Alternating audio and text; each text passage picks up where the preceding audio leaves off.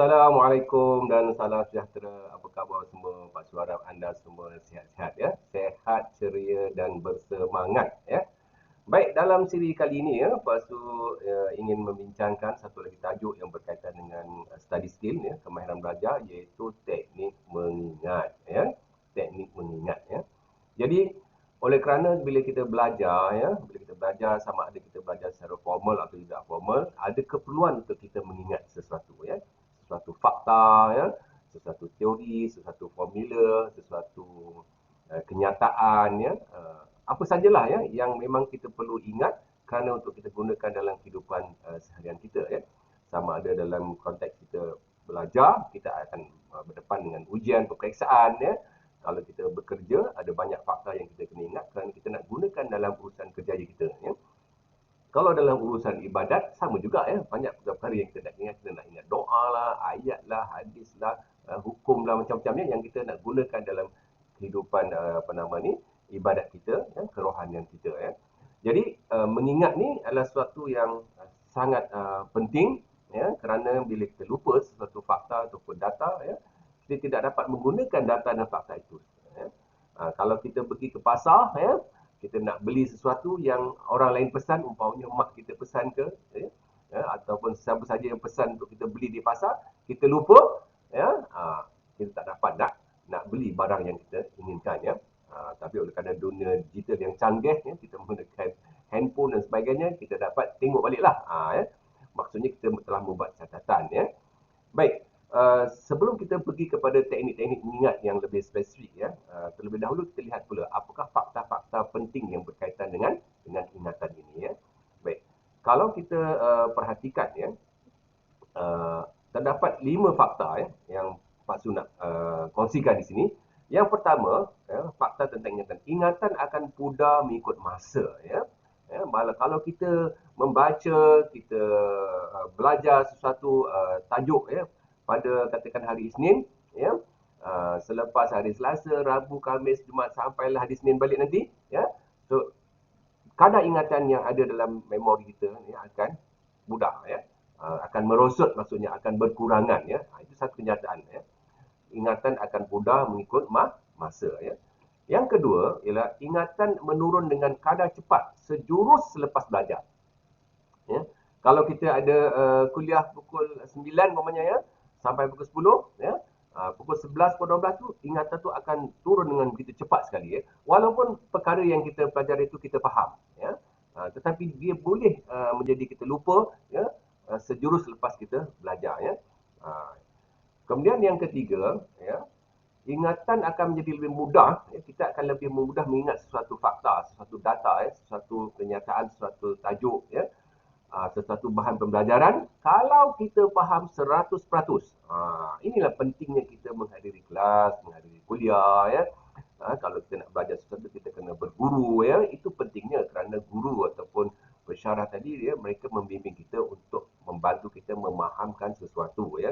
Jadi kalau kita tak faham 100%, ini akan mempengaruhi kadar ingatan kita. Jadi apa yang kita ingat tu ialah apa yang kita faham. Maksudnya kalau kita faham 50%, kita mungkin akan ingat 50%. Itu yang ketiga ya. Yang keempat, perasaan anda akan mengaruhi tahapnya. Perasaan kita ni ya, kita ni sedih ke, kita ni ceria ke, kita ni stres ke, kita ni bimbang ke, kita ni depres ke ya, akan mempengaruhi tahap ingatan. Oleh sebab itulah ya, bila kita nak menghadiri kelas, bila kita nak study, bila kita nak ulang kaji, kita kena pastikan ya, mental dan juga emosi kita, perasaan kita dalam keadaan stabil ya, dalam keadaan tenang ya, supaya dia tidak mempengaruhi kita ke arah yang tidak baiklah, maksudnya akan mempengaruhi daya ingatan kita ya. Jadi kalau kita belajar dalam keadaan stres ya, kita susah nak ingat 100% apa yang kita pelajari ya. Baik, yang seterusnya ialah bagaimana maklumat dipersembahkan akan mempengaruhi ingatan. Oleh sebab itu bila kita nak membaca sesuatu bahan pembelajaran ya, kita kena tengok ya. Kita tengok macam mana bahan itu dipersembahkan. Kadang-kadang ada setengah buku yang kita baca dalam buku A, kita baca-baca tak berapa nak faham ya, tak berapa nak ingat. Tapi bila kita baca buku B ya, oleh kerana presentation dia, persembahan dia lebih menarik umpamanya, kita mudah nak ingat ya. Begitu juga kalau kita membuat nota. Ya. Kalau kita membuat nota dengan teknik yang baik, yang presentable, maka kita akan lebih mudah ingat berbanding kalau nota yang disediakan dengan keadaan yang tidak tersusun atau tidak sistematik, ya. Okey. Baik, kalau kita perhatikan pula, ya, yang Pak Su masukkan sebagai macam mana ingatan tu boleh merosot ataupun menurun, ya. Ada seorang ahli psikologi Jerman, ya, yang Hermann Ebbinghaus ni, dia telah buat kajian-kajian yang penelitian yang sangat banyak, dan membuat conclusion ataupun rumusan, ya, bahawa uh, kadar ingatan kita ni semakin menurun mengikut masa, ya. Ya. Kalau kita tengok graf tu, ya, graf tu akan daripada 100% turun sampailah kepada selepas 7 hari, ya, boleh sampai kepada berapa tu, 10 ataupun 15%, ya. Jadi maksudnya kalau kita belajar suatu benda pada hari Isnin, ya, kita tak buat apa-apa ulang kaji, ya, kita belajar, lepas tu kita simpan, ya, maka hari yang ke-6 ke-7 tu mungkin maklumat tu ada dalam ingatan kita sekadar 15 ataupun 20% sahaja. Yang lainnya tu lupa, ya. Ini maksud dia, ya. Jadi saudara dan saya sekalian, adalah penting ya kita faham ataupun kita memahami fakta berkaitan dengan ingatan ini, ya. Kerana kalau kita tak faham faktor-faktor yang berkaitan dengan yang mempengaruhi ingatan kita ni, maka kita mungkin tidak memberi perhatian, ya, kepada cara kita belajar, cara kita menghadapi kuliah, cara kita membuat nota, ya, cara kita membaca dan sebagainya, ya. So perkara-perkara ini sangat penting, terutama kepada pelajar-pelajar, ya. Tak kisahlah anda di peringkat sekolah menengah ke, kolej ke, universiti ke, ya. So anda kena faham, ya, bahawa ingatan ini bukan sesuatu yang kekal. Ingatan ini ada yang ingatan jangka pendek, ada ingatan yang jangka panjang, ya. Oleh sebab tu, kalau macam yang katakan tadi, kalau kita belajar hari Senin, 100% kita ingat, tapi selepas seminggu dia boleh jadi 15 hingga 20% kerana dia masih bersifat ingatan jangka pendek. Baik, bagaimanakah caranya untuk kita mengubah ingatan jangka pendek menjadi ingatan jangka panjang? Ini yang kita nak bincang, ya, seterusnya, ya. Baik, kita lihat pula apakah teknik-teknik mengingat, ya, yang boleh kita amalkan, ya, sebagai strategi untuk kita mengubah maklumat daripada ingatan jangka pendek menjadi jangka panjang, ya. Baik, yang pertama. Baik, apabila maklumat tu nak dijadikan maklumat jangka panjang, syarat pertama, kita mesti memahami maklumat pembelajaran itu 100%. Macam yang kita katakan tadi lah, ya. Kita kena faham 100%, daripada A sampai Z, ya, daripada segala sudut kita kena memahami 100%. Mana memang betul-betul faham, ya. Kita faham konsep, kita faham teori, kita faham prinsip, kita faham formula, kita faham hubungan antara satu perkara dengan satu perkara lain, ya. Kalau kita dapat faham 100%, ini akan memudahkan kita untuk menjadikan maklumat itu daripada jangka pendek menjadi jangka panjang.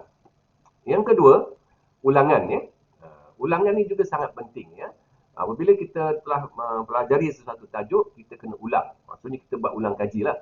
Ulangan yang pertama akan meningkatkan lagi ingatan kita. Ulangan yang kedua, ketiga, keempat, ya. Mungkin sampai ulangan yang keempat, ingatan jangka pendek akan menjadi ingatan jangka panjang. Seperti mana kita dapat lihat dalam graf tadi, ya. Graf di sini, dia sudah jadi graf yang lurus, ya. Dia tidak melingkuk lagi, dia jadi lurus. Maksudnya dia sudah menjadi ingatan jangka panjang. Jadi ulangan ini penting, ya. Dan sekurang-kurangnya kita kena ulang 6 kali. Ya, untuk kita ingat sesuatu perkara, kita kena ulang sekurang-kurangnya 6 kali. Langkah yang ketiga ataupun teknik yang ketiga, kita kena buat peta minda.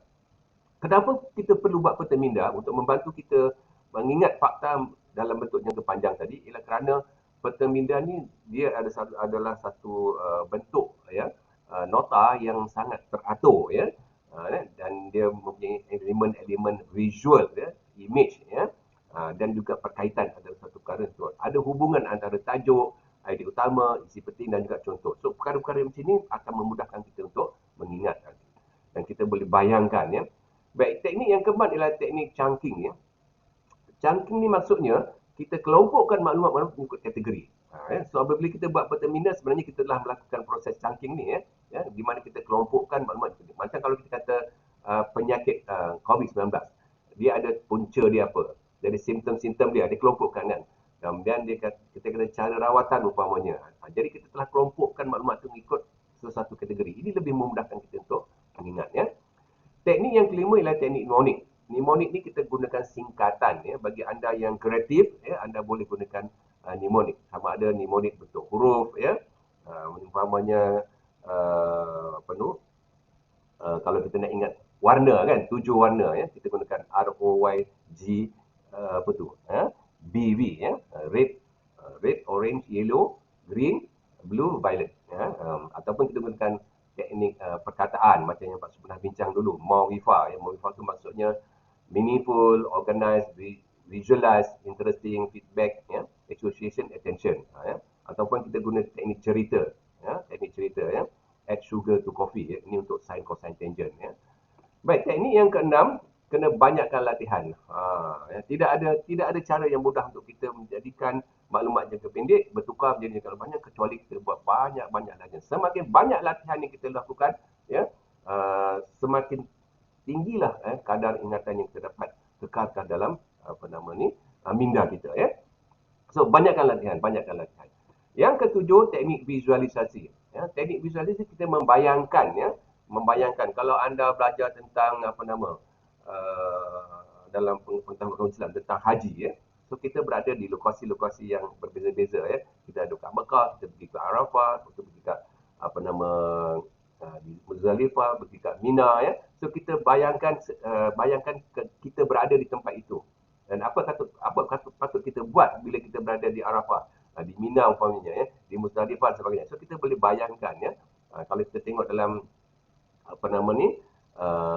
panduan-panduan haji tu, mereka akan lukis satu macam peta dan sebagainya. So kita boleh bayangkan dalam bila kita berada di situ dan kita buat apa. Ini pun cara macam tu memudahkan kita mengingatnya, visualisasi. Dan teknik yang ke-8 ialah senaman, tidur dan diet. Senaman ni sangat penting kerana fizikal kita, mental kita ni perlukan fitness ya, perlukan kecergasan ya. So kita perlu buat bersenaman ya, senaman yang regular, yang maksudnya setiap hari kalau boleh, ataupun 2 hari ataupun 3 kali sekali, sekurang-kurangnya setengah jam ya, sebaik-baiknya 1 jam ya. Setiap hari kita buat senaman, ikut yang kita sukalah ya. Kerana senaman ini akan membantu meningkatkan saiz hippocampus dalam otak kita ya.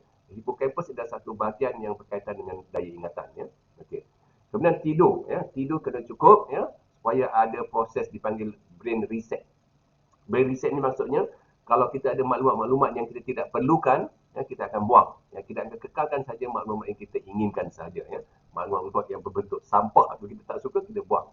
Ini perlukan tidur yang mencukupi dan sudah tentulah diet ya, kita kena jaga pemakanan kita, minuman, kena minum cukup minum air ya, buah-buahan, sayur-sayuran dan juga bahan-bahan makanan yang berzat ya, yang boleh membantu kesihatan kita ya, dan mengelak kita daripada penyakit ya. Okey. Baiklah saudara dan saudari sekalian ya, banyak sebenarnya cara-cara untuk kita lakukan ya, untuk kita meningkatkan daya ingatan kita. Apa yang penting yang Pak Su nak tegaskan di sini ialah maklumat-maklumat yang telah kita pelajari, yang kita telah fahami, kita perlu ingat ya. Kita perlu ingat kerana kita nak gunakan maklumat itu dalam peperiksaan dan juga sebagainya ya. Jadi ingatan maklumat-maklumat yang kita pelajari tadi pada peringkat awal dia merupakan ingatan jangka pendek ya, dan kita kena tukar menjadi ingatan jangka panjang. Macam mana nak tukar menjadi ingatan jangka panjang? Macam yang Pak Su terangkan tadi, ada 8 langkah tadi ya. 8 langkah tadi ataupun cara, 8 teknik yang kita boleh amalkan supaya maklumat itu menjadi ingatan jangka panjang. Apabila sudah menjadi ingatan jangka panjang, maka kita boleh gunakan maklumat itu sama ada dalam kehidupan seharian kita, kalau tujuan peperiksaan, kerjaya dan ibadat dan sebagainya ya. Baiklah, sehingga kita bertemu lagi dalam kesempatan akan datang. Salam motivasi.